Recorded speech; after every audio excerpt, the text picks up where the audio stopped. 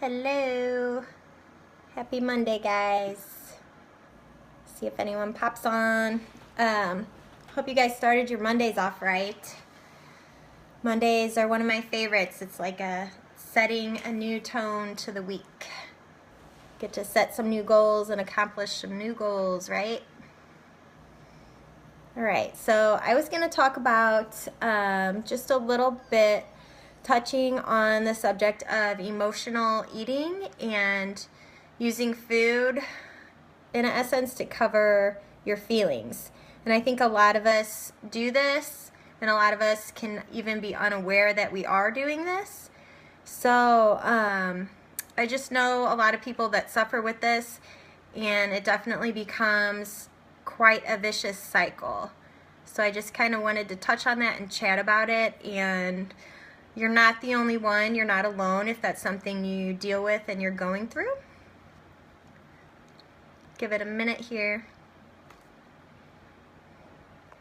So I just got back from Meet the Teacher night for my daughter's school. It was very cute. Kids are going back. Summer's about over. It's crazy. Crazy. Okay, so emotional eating and when we use food to kind of cover our feelings, it's kind of something we learn as a habit, and it's kind of something that's hard to stop. So when you're doing this, it's another huge reason why diet plans and meal plans and getting back on track, it's why these things fail you. It's a huge reason, and it's probably, a lot of us that are going through this, and why your diet plan is not working and why it fails and why you can't get back on track. So a lot of us are using food, and it's common. Like I said, this is a common thing, so don't think that you're alone. We're using food to cope with our stress. Life is stressful. I mean, we've got jobs, we're parents, there's always something being thrown at us. So I think it's a way to cope with stress a lot. You know what I mean? You crave those foods, and you've developed that habit of going towards junk food when you're stressed out. It's a way that a lot of people are dealing with emotions and may not even be realizing it. So like I said, it's just going to make you feel worse. It's a cycle, and it's a vicious cycle for a lot of people.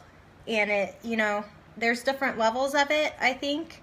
We've all been in the zone where we're not being mindful and we're watching Netflix and just accidentally eat like the whole bag of chips. That's just not being mindful. But there's a whole nother level of actually being an emotional eater. And the number one step to this is realizing that you're doing it, and you have to kind of start to be mindful of what's triggering you to grab those foods and realize what you're doing when you're stressed out. You have to stop yourself in your tracks and know that you're doing it. There's ways to overcome it. I know it is a cycle, but there are ways to overcome it. It's okay to occasionally use food for celebration reasons. Like, that's perfectly normal and that's perfectly fine. Or to celebrate, or to use it as a reward for something, you know what I mean? That's perfectly normal. But like I said, when it gets to a level where it's your main way to cope with everything in your life that happens, then that's definitely being an emotional eater. So everything in your life, when you're just gravitating towards that, it just becomes automatic. It's like your first impulse. So I just kind of wanted to touch on it. It's actually a really unhealthy cycle, and it should be, you should be made aware of it, and it should be broken, because it's something that feels really good when you're doing it, but after, you're going to feel worse, and you're going to feel even guilty for doing it. So it's something we have to overcome for ourselves.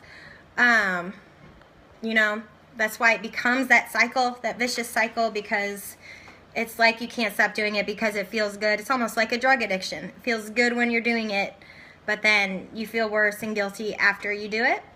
So my biggest thing is trying to learn to be mindful.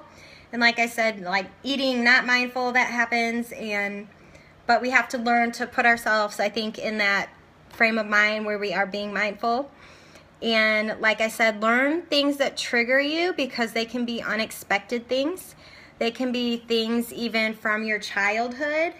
You can remember certain food your grandma gave you that made you feel good, for example, you know, things like that. So you have to be aware and stop in your tracks and know that those things are triggering you. And once you can do that, it's a huge step. And then you can practice mindfulness, because mindfulness is a practice. You have to practice. Like I said, you can regain control though. So finding, like, when you can get yourself to the point where you're stopping yourself in your tracks and knowing something's triggering you to act like this, or something's triggering you to do this, you can stop and think, see if you can wait another 5 or 10 minutes, because physical hunger is different. You know if you're physically hungry. You know if you're eating when you're not physically hungry, that's something different. So we have to stop and think, can you find a replacement?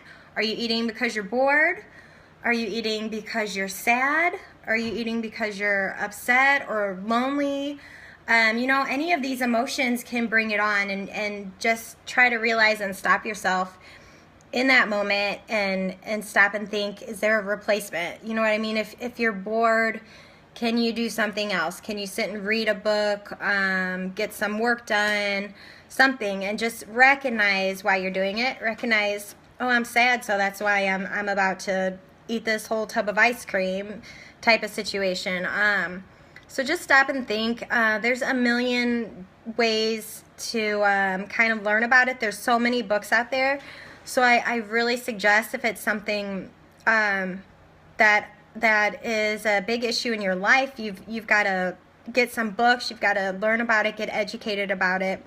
I did write a book down. There's one that's called Stop Eating Your Heart Out, and that is by Meryl Hershey Beck. If any of you guys are interested in that, I think that would be a really good read. So there are things you can do to learn and understand it more and work on it more.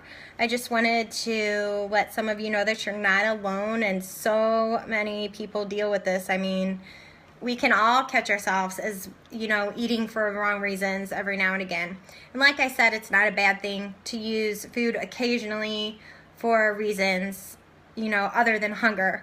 But, you know, when it's to a level when you're doing it out of emotions, there's different aspects to it. So I just wanted to kind of touch on that for Monday night.